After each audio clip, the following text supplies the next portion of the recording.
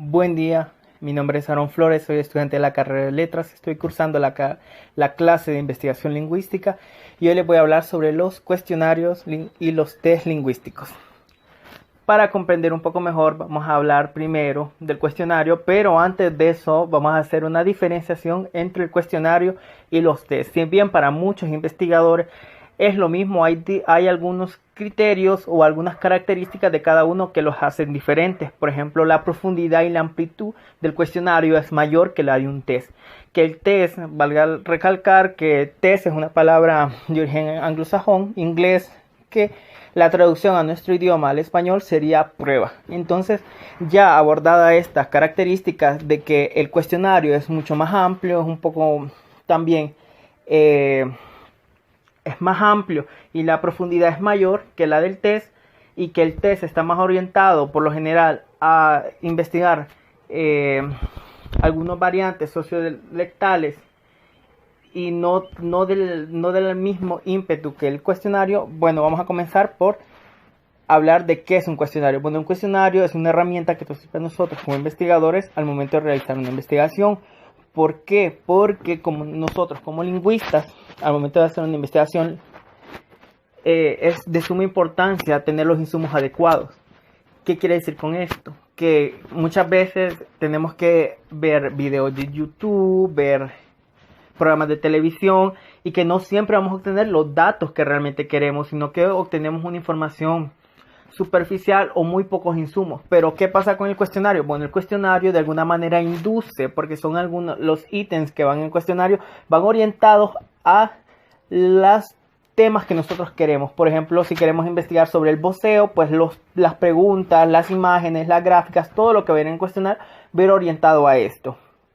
Mientras que si hacemos un estudio sobre la vez espontánea, sobre una conversación cualquiera o sobre un programa de televisión para ver el voceo, quizás no vamos a obtener los mismos resultados que en el cuestionario. Entonces, por eso es que es muy importante.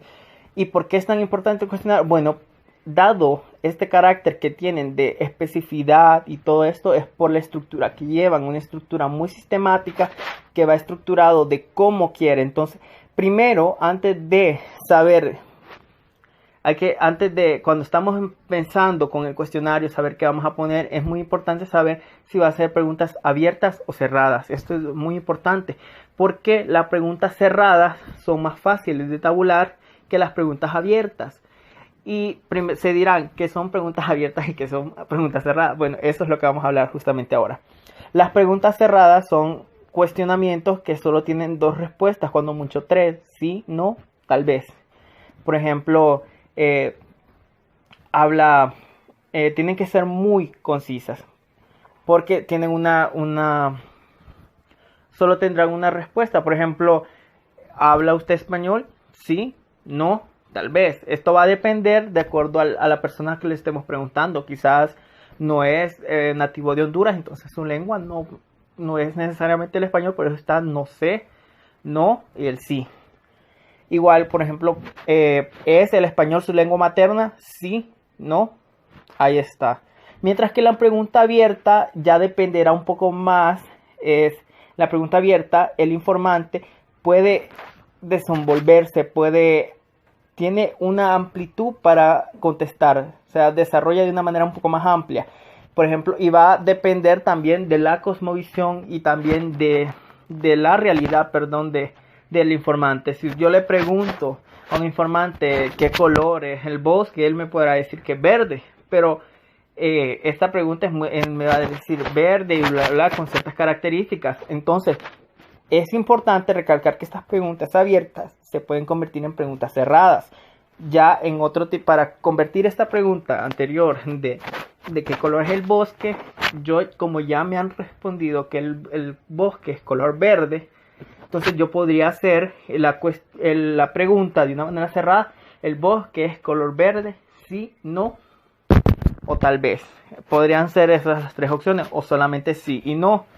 De esta manera usted está abordando una pregunta ya con un criterio anterior, ya con un estudio previo. Entonces todo esto va a depender también de la profundidad que usted va a tener al momento de realizar estas preguntas, al momento de realizar este cuestionario. ¿Por qué es muy importante? Porque la finalidad y la profundidad de cada pregunta es vital para la información. No podemos abordar un tema. Si las preguntas son muy superficiales, así van a ser nuestros resultados. Si las preguntas son muy complejas, que no las va a entender el informante, la información no va a ser la adecuada. Es por eso también utilizar un lenguaje que esté de acuerdo al nivel al que vamos a ir a trabajar y de acuerdo a las personas con las que queremos trabajar. Entonces, otra cosa que también tiene que ir en el cuestionario son las instrucciones. ¿Instrucciones para qué o para quién? Bueno, ¿para qué? ¿De qué manera se va a responder el cuestionario? De ser una manera escrita, porque no, y de qué manera van a hacer las preguntas o va a llenar las respuestas, o qué casillas llenar y qué casillas no. También, si las instrucciones son para el encuestador o para el entrevistado, porque no siempre quien responde es el entrevistado, sino que yo tengo mi ficha técnica, la hojita, yo tengo mi instrumento y yo le hago las preguntas al entrevistado y yo lo lleno. Bien de lo que él me dice o utilizando materiales gráficos. O por eso tienen que ser muy claras, porque si yo le doy el instrumento al entrevistado, él tiene que ser capaz de poder leer las instrucciones y saber qué es lo que él está pidiendo. También el tamaño del cuestionario es otra cosa muy importante. ¿Qué tan amplio tiene que ser? Bueno, según algunos psicólogos dicen que 30 preguntas es suficiente. Si bien estas preguntas pueden subdividirse entre otras preguntas, lo recomendable es que no sea un cuestionario tan amplio. ¿Por qué? Porque va a cansar, va a agobiar al entrevistado y que también está la disponibilidad del tiempo que tiene. Uno tiene que buscar siempre personas que estén dispuestas a colaborar, pero entendemos que el campo es algo difícil en el momento de hacer estos trabajos. Entonces se trata de ser de una manera corta, de una manera simplificada pero concisa, de que los datos que vamos a obtener son los datos que realmente necesitamos al momento de hacer las tabulaciones y de hacer nuestras conclusiones. El orden de las preguntas también es muy importante. Se busca que sea un orden lógico, inconcerniente a la temática. Si por ejemplo si estamos analizando el léxico, por ejemplo de algo de nuestra realidad hondureña, por ejemplo el léxico de la agricultura, por ejemplo el maíz. Entonces primero, ¿qué es una plantación? Luego el maíz, luego cómo es la siembra, luego va las partes de la planta, enfermedades de la planta, así, de una manera que vaya estructurada, que vaya de lo más general a lo más específico, podría decirse. Luego, saber si van a ser cerradas, abiertas, como ya lo mencionábamos, esto es vital. También pueden haber algunas cuestiones que sean mixtas en algunos casos. Y luego la valoración de la pregunta. Bien, ¿qué es esto de la valoración de la pregunta? Saber de qué manera nosotros vamos a estructurar nuestra pregunta. ¿Por qué? Porque la pregunta tiene que mostrar realmente lo que nosotros queremos saber. La pregunta tiene que ir de una manera... la línea tiene que ser consecuente. ¿Por qué? Porque si es una pregunta, por ejemplo, abierta, es más difícil de tabular que una pregunta cerrada. Entonces por eso tiene que tomarse bastante en cuenta. Si por ejemplo preguntamos el estatus del garífuna, si debería enseñarse en todas las escuelas a nivel nacional, y la planteamos de una manera abierta, las respuestas positivas pueden ser súper amplias y no siempre la respuesta va a ser sí, sino que va a ser facilitará una comprensión entre todos o creará una identidad en común con todos los hondureños, que son positivas ambas, pero es una respuesta, un sí implícito, porque no lo dice gráficamente, no dice la palabra sí, sino que lo detalla de otras maneras, siempre de una manera positiva, así como también puede ser negativa. Entonces saber, ya dependerá de nuestra capacidad también saber al momento de la interpretación de estos datos.